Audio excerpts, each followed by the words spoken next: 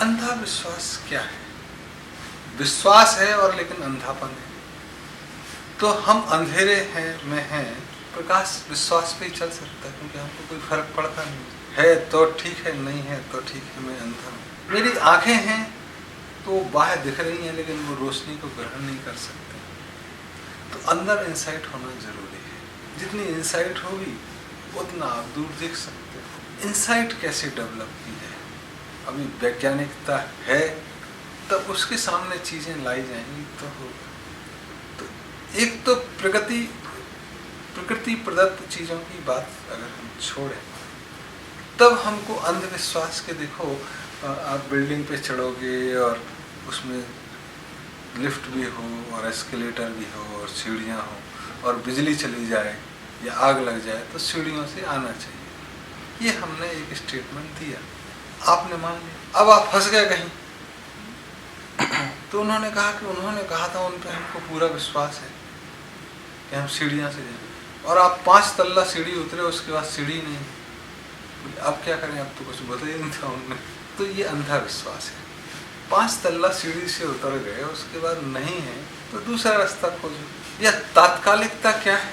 तो जितने भी धर्म ग्रंथ हैं हमको एक मार्गदर्शन देते हैं, लेकिन मार्ग में क्या क्या पड़ेगा ये तो नहीं। जैसे हमारे एक मास्टर कहते थे, वेद हमारी आत्मा, हम वेदों के माए, काल हमें जो करना वो वेदों में न आए।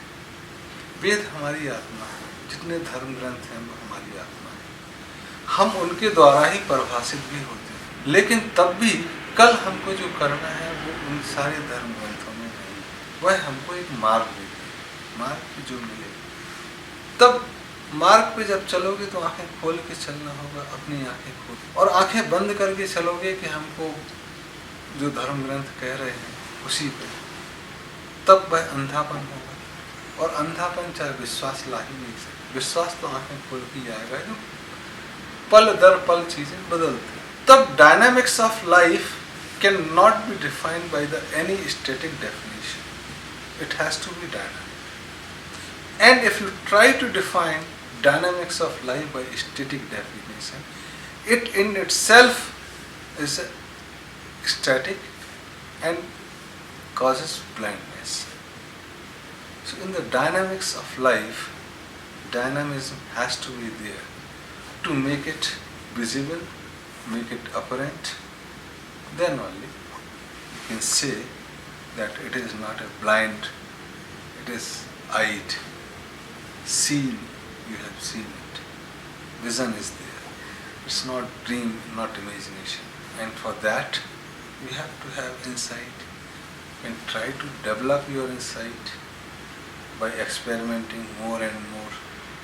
But still, tomorrow situation will come which will ask you to remain aware, to remain conscious, and then act.